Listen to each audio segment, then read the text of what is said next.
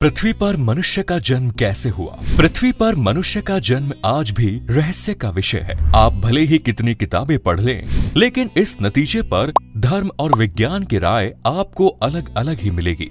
ऐसा नहीं है कि सिर्फ हिंदू या सनातन धर्म ही ये कहता है कि इंसान मनु और शतरूपा की संतान है, बल्कि दूसरे धर्म के लोग भी खुद को एडम और हीव की संतान मानते हैं। लेकिन विज्ञान का दावा इससे उलट है।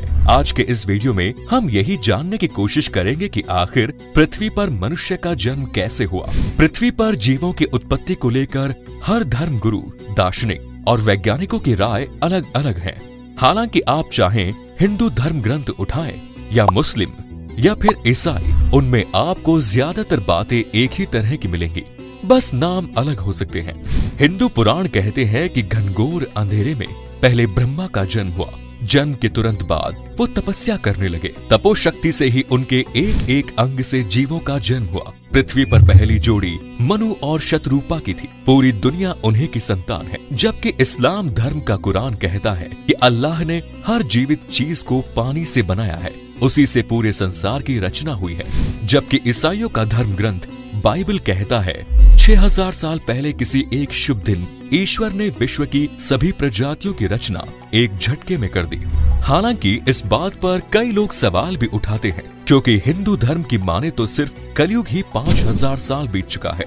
इसके हिसाब से सतयुग, द्वापर और त्रेता युग में फिर इंसान या दुनिया नहीं होनी चाहिए थी। आमतौर पर हर धर्म की ये धारणा बिल्कुल एक जैसी है कि पृथ्वी पर जीव जंतुओं की उत्पत्ति एक चमत्कार है, जबकि विज्ञान इससे उलट दावे करता है। महान दार्शनिक अरस्तु का कहना था कि मिट्टी, कीचड़, धूल और सड़ती हुई चीजों से जैसे कीड़े मकोड़े पैदा हो जाते हैं, हो सकता है वैसे ही इंसानों की भी उत्पत्ति हुई हो।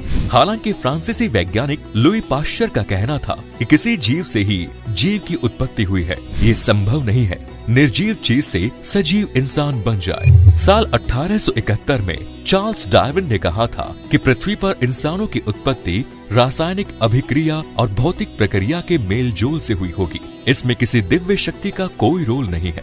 विज्ञान ने तो ये तक दावा किया कि इंसान बंदरों या चिंपैंजी का ही विकसित स्वरूप है। मजाक में लोग कहते भी हैं कि इंसानों के पूर्वज बंदर ही तो हैं, इसीलिए तो वो उछलना कूदना जानते हैं। लेकिन धर्म इस बात को बिल्कुल भी नहीं मानता, क्योंकि अगर बंदर या चिंपैंजी विकसित होकर इंसान बनते तो आज फिर उनका अस्तित्व पृथ्वी पर बिल्कुल भी नहीं रह जाता। क्योंकि विज्ञान ये भी कहता है कि कोई भी जगह या जीव जब अपना स्वरूप बदलता है तो अपना पुराना अस्तित्व खो देता है।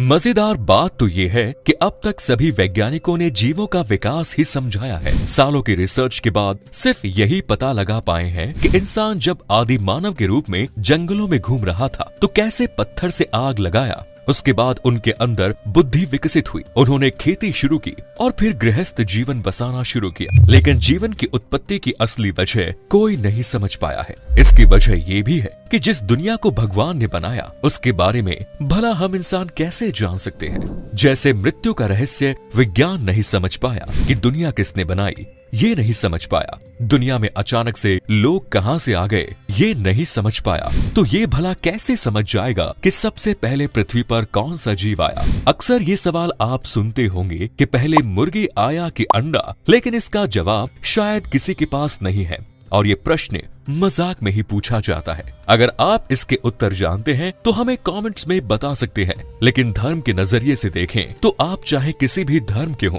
एक ईश्वरीय शक्ति ने ही इसका निर्माण किया है। पुराने जमाने में लोग ये तक कहते थे कि हम सब ईश्वर की संतान हैं। समस्त ब्रह्मांड के केंद्र में पृथ्वी है और उस पृथ्वी के केंद्र में इंसान रहता है। भगवान ने अपने बच्चों को सबसे सुरक्षित जगह रहने के लिए भेजा है। हालांकि कोपरनिकस ने इन दावों की धज्जियां उड़ा दी। जितने भी वैज्ञानिक हुए उन्हें अपने दावों को साबित करने के लिए जेल तक जाना पड़ा, क्योंकि इस देश ही नहीं बल्कि दुनिया भर में आप तथ्य के आधार पर धार्मिक रीति रिवाजों को चुनौती देने की हिम्मत तो कर सकते हैं, लेकिन उसे साबित करने के लिए लड़ना भी पड़ता है।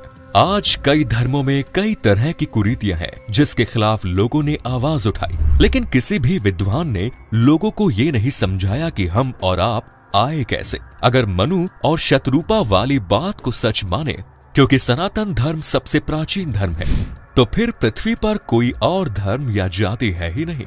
ज्यादातर धर्मों का उदय बाद में हुआ।